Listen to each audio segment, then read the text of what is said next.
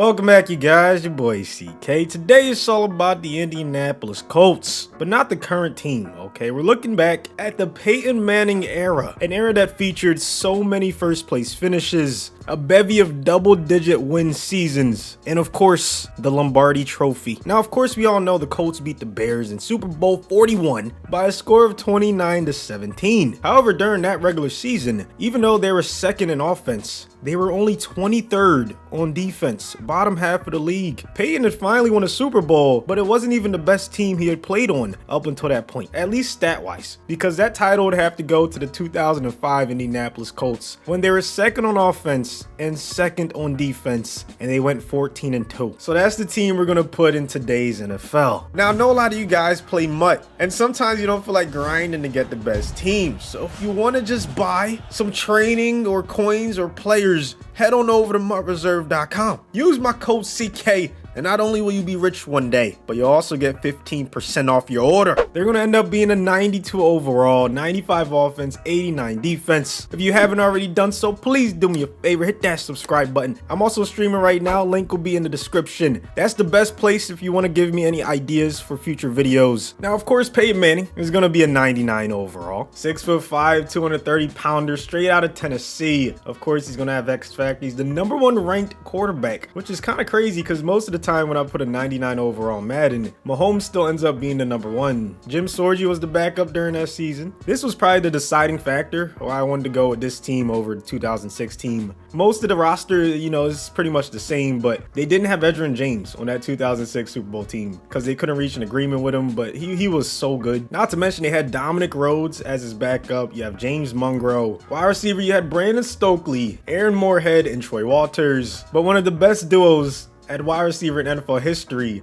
is what Peyton had to work with Marvin Harrison and Reggie Wayne. The Manning to Harrison connection was so deadly that during their journey together, they set records for completions, receiving yards, and touchdowns. They were by far the highest quarterback to receiver scoring duo of all time with 114 touchdowns. Oh yeah, Manning to Reggie Wayne wasn't too shabby either. As a matter of fact, they're the 7th highest scoring quarterback to receiver duo of all time. Not to mention a tight end. Peyton Manning had a future Pro Bowler in Dallas Clark and Ben Hartsock behind him. And then you had guys like Tariq Glenn, Jeff Saturday, who both made a Pro Bowl that season, and then Ryan Diem, who was a stud at right tackle, along with Jake Scott and Ryan Lilla. So their offense was phenomenal, as it had been almost every single year while Peyton was in Indianapolis under Tony Dungy. But this season was special because their defense was amazing as well. On the D-line, you had a young Robert Mathis, who was absolutely amazing, not to mention Raheem Brock. Right in, you had the first team All-Pro Dwight Freeney, along with Josh Thomas. D tackles were solid with Monte Rager, Larry Triplett, Josh Williams. Linebackers, you had David Thornton, Rob Morris, Gary Brackett, Cato June, and Gilbert Gardner. Cornerbacks, you had Nick Harper, Jason David, Marlon Jackson,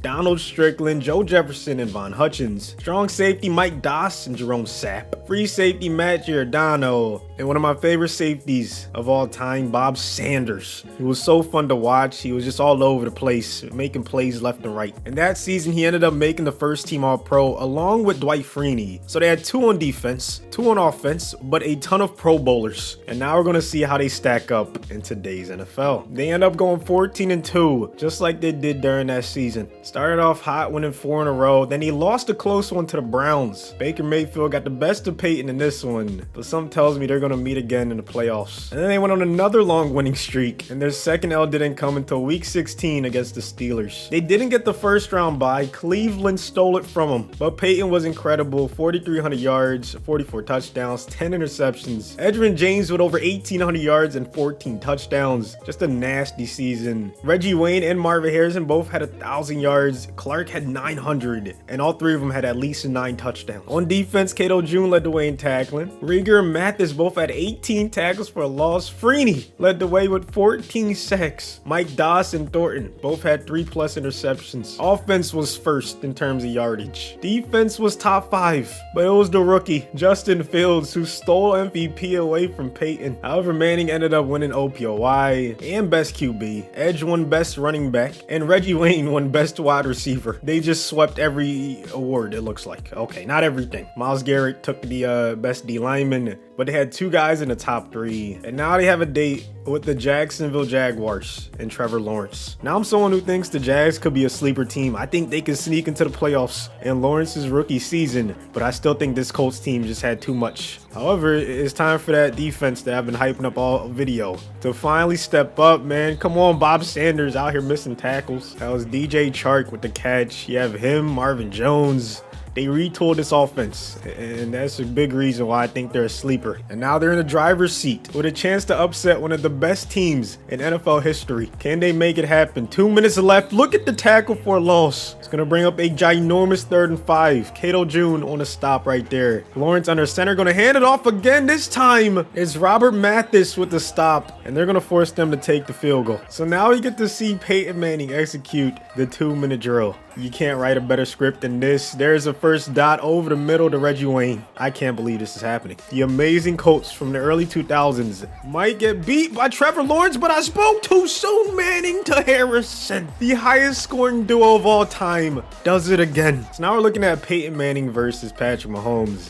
And Manning is getting the better of him. 41-14 is not even close. I thought this one would be a lot closer, but I told you that defense is no joke. So the Colts are, barring a miracle, gonna end up moving on to the conference championship. And now we get to see the Colts versus the Browns rematch. This game's already living up to the hype. 2 turnovers for the Colts, though, is the reason why they're down 8 points late in the game. I mean, we all know how amazing this Browns roster is. To think that they added Jadeveon Clowney, I mean, it's scary. I mean, when healthy top to bottom, they're just insane. But the Colts were no joke, especially on offense. Peyton Manning, time to prove it. 3rd and 4, he throws a laser to who else but Marvin Harrison. Down the sideline, he's gonna get them inside the 5. Yes, Marvin Harrison was that good. Okay, he was phenomenal. Now Adrian James is gonna get the touchdown, and if I'm Peyton, I go right back to Marvin Harrison or Reggie. They're both in one-on-one coverage. It should be an easy dot. There's a wide open Dallas Clark for whatever reason, and now it's a tie game. I don't know about this defensive front. I don't know about that one. Just letting Kareem get the first down with ease. This is what I like to see. Bob Sanders in the box. He was that kind of safety. You know the kind I'm talking about. That could play linebacker, okay? He was that hard of a hitter. And now Baker's gonna throw a dot to Odell. 3rd and 1 for the Browns in the Colts territory. Odell in motion. It's gonna be a fake jet sweep. Look at the penetration by Robert Mathis. What a play, man. Gonna force them to take the 3. Not gonna lie, this is not Peyton's best game ever. No touchdowns, 2 interceptions. He's kind of struggling. But right there, that's another laser. Just keep going to Harrison. Okay, he's getting open every single time. Peyton over the middle. I jinxed him. Maybe he decides to go to Clark. Maybe he decides to go to Reggie Wayne, who got a great release. He's going to the bottom of the screen. It's intercepted. Denzel Ward gets the INT. The 3rd interception for Peyton Manning in this game. Now it's up to the defense. They need to stop badly.